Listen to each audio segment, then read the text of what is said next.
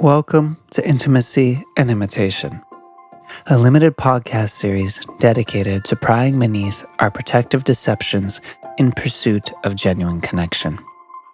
In this month's inaugural autumnal episode, it feels fitting to dust away at the notion of letting go, in hopes of discovering what we mean exactly when we speak of emotional release. Before we begin, an epigraph. Lucille Clifton's The Lesson of the Falling Leaves. The leaves believe such letting go is love. Such love is faith. Such faith is grace. Such grace is God. I agree with the leaves.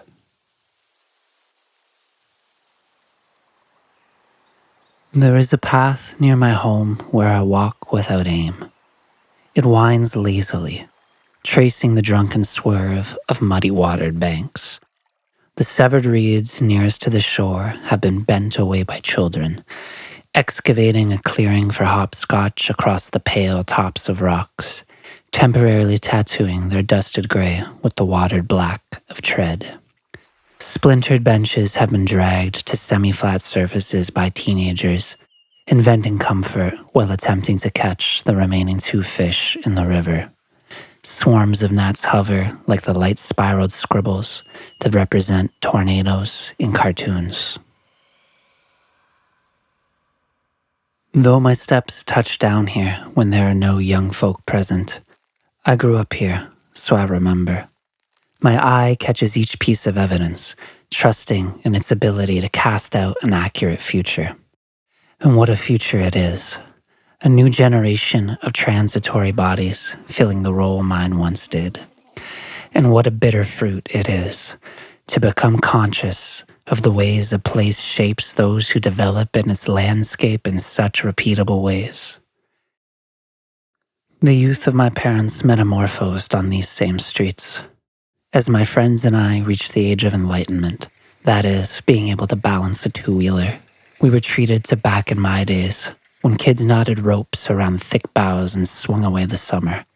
Jewels of sweat chilling in the wind before being washed clean, baptized by the break of water.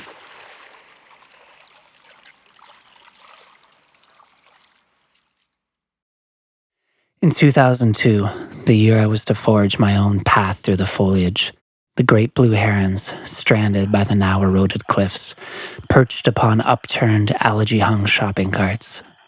The once swimmable waters had thickened into a brown viscous sludge, so still that in certain crossings it could be mistaken for land.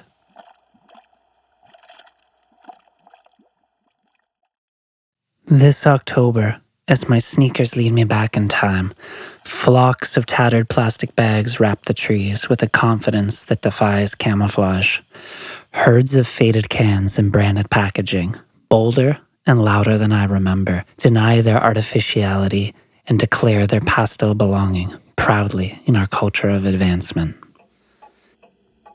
Since the unwavering hands of the clock have begun to etch themselves into my forehead, I believe I am sanctioned in saying that back in my day, when someday was still far away, when we briefly held autonomy over all we wanted to be, living was the same as it ever has and ever will be. The decorations of topography shift and warp, evolve, decompose, then resurrect in pattern. But the feelings, the fixed truths breathing beneath topsoil, embedded in bedrock, remain the same. Deeper into this city facsimile of a forest, there is an opening that remains hidden during the summer months by twisted blankets of green. Fisted clumps of chlorophyll balloon in latitude, tussled by gentle gusts carrying the diamond heat of cement, the familiar comfort of an elder's hand upon a grandchild's head. 20 years ago, our camp of cousins, brothers, and friends raised mounds of clay above piles of snapped branches. The first sparks of rust on a flathead shovel splitting the ground, chopping the heads off roots, patting our launching pads down with hauled buckets of water. Entire weeks were lived in this haphazard oasis, building fires, burning hot dogs, speeding our chains into what rushed like light, attempting to touch heaven, or at the very least, to incur some unsightly injury that would garner a crush's attention. But planets shift. With the stability of nitrogen underneath my nails, I kept wanting to stay, so I did. The others had different plans, moving toward more appropriate frontiers. Sports, clubs, drugs, dreams. In the last quarter of 13, it was down to Ryan and me. And then his mother got sick. And then she died. And then he didn't want me. That phase transition to ice I now recognize as self-preserving from the reminder of his former life that I personified. But we were so young. All I understood was that I had been abandoned. Yes, before any lover had been given a chance to rearrange the anatomy of my heart, the terrain had been torched. A grief-induced depression without language to distill that the loss of our friendship was also the loss of a home I had created as an escape from my own. Loneliness is a state that erases all that comes before, swallowing each memory whole, barren and hollow. It promptly slaps another coat of lacquer between the self and the world. Solitude, a tireless worker building millimeter by millimeter, surreptitiously constructing a now dense wall that I've spent the bulk of my adult years attempting to peel back.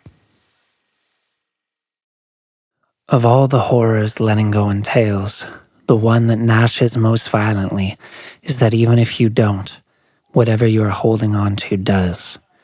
You believe their arm remains in the crook of yours, their tender lip bite pulling as a chase scene drones on beyond the couch, or their wrinkled hands grinding garlic while you assist an ancient pot simmer. The heat of the sun, abeyant in red schoolyard brick, but this view is nearsighted. Brave a far-flung glance beyond the length of a forearm, further than what our desperate fingers can grasp, and you will see that what has been captured is no longer connected to the body it once stemmed from. Instead, we are left with a ball of leaves ripped from a branch, vacating trunk and bark, the coiled snakes of roots growing just fine without. Proof, perhaps, that there was once a thicket from which these souvenirs hailed, but not the maples themselves, not the pines pointing arrows up towards blue, not the electricity of cicadas, the songs of robins and cardinals, or the comforting flow of water mixing with the whip of the highway beyond the rooftops. Whatever it is no longer the way it was. Whether acknowledged or ignored, form changes.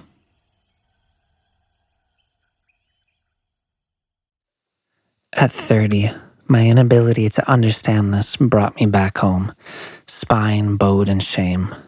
A failed relationship, an empty bank account, a decade of incomplete attempts at flimsy dreams.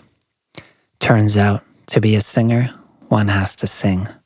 To be a writer, one has to write. To be a lover, one has to love.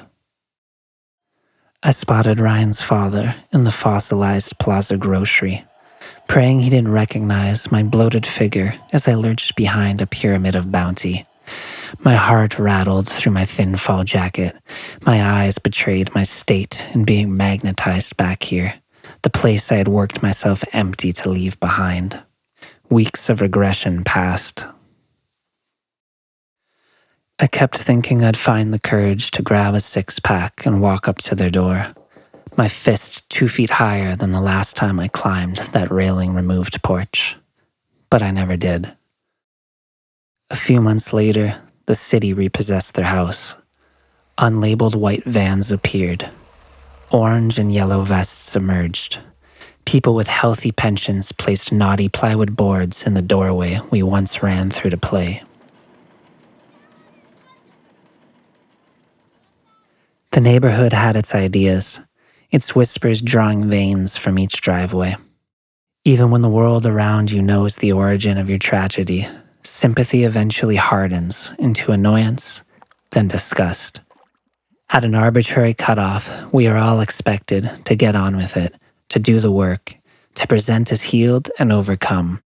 The visible scab of elongated loss erecting a monument, blood on a plinth, taunting avoidance, insisting upon questions unasked, prying at the floorboards of all we've put on a convincing show of burying.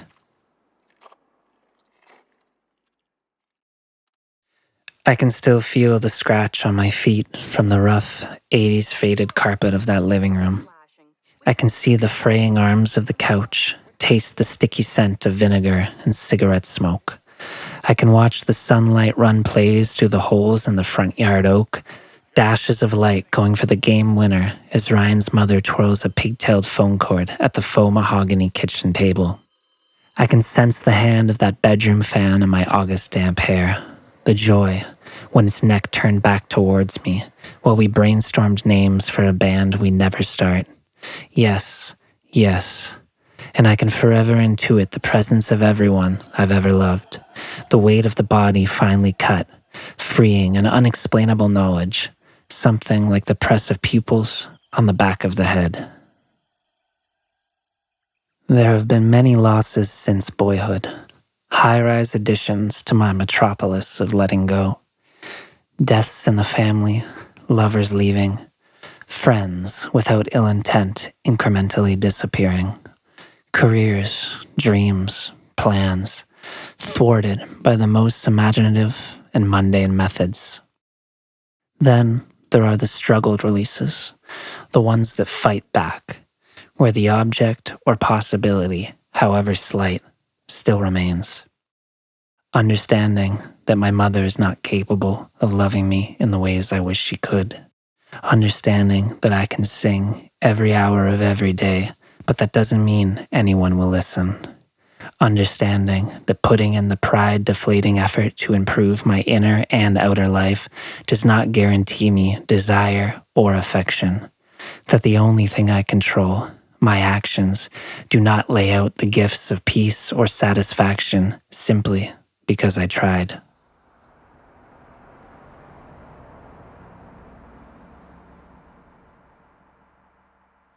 I sometimes imagine a future where each slash was a blessing, a cosmic violence whittling me into who I needed to become in order to claim my throne.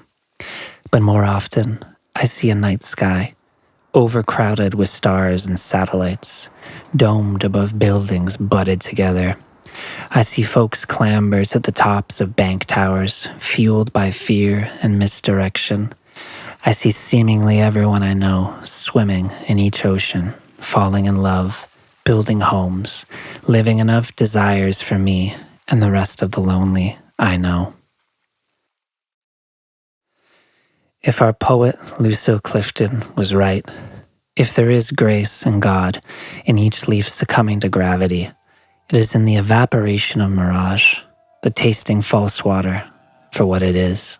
You will not impress me by talking about what you have won, what you have managed to hold on to, or what will soon be choked by your grip.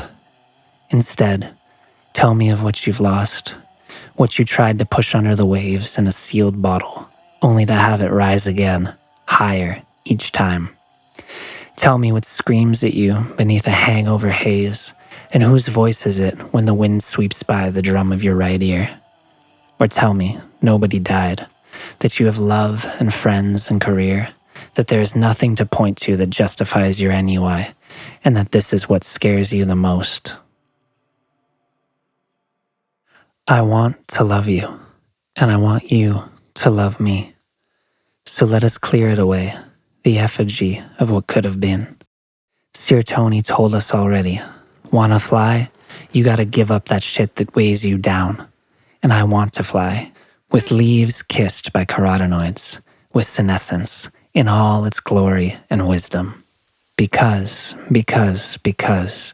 yesterday doesn't exist any more than tomorrow does. And besides, well, you smile in tiles on my phone screen. Back then, don't even seem like me. In all the arms around my shoulders, In the soft blink of each love, I see myself, for it is me, or who I think I need to be, not the objects of my longing, that I must exhale. There are new trees, new footsteps, new winds, new jokes, new laughs, new movies, new dinners, orgasms, fights, miscommunications, disappointments, losses, rebirths, and restartings, God willing, again and again. The nesting doll of ill-fitting identities I have been hoarding is in need of purging. We can learn to honor our relics without trudging them along into whatever comes next. So, in a final prayer, I mourn who I was, and I mourn who I'll never get to see you become. Then I shift and I shake. I shuffle and I stretch, knowing I've only been blessed with two able hands to carry all I need to carry, to hold whoever and whatever I am charged with holding, as closely and as gently, as safely and as genuinely as I am capable of.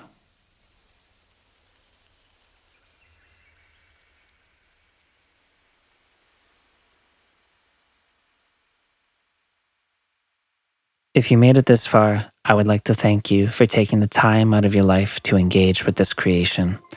I hope you found something meaningful in the episode. Intimacy and Imitation is a podcast created by me, Marshall Jacklin. You can learn more about the show and my other work by visiting my website, www.marshallJacklin.com, or by following on social media at Marshall Jacklin. The next installment will be released in a month's time. I hope you'll tune in. Thank you for listening, and see you soon.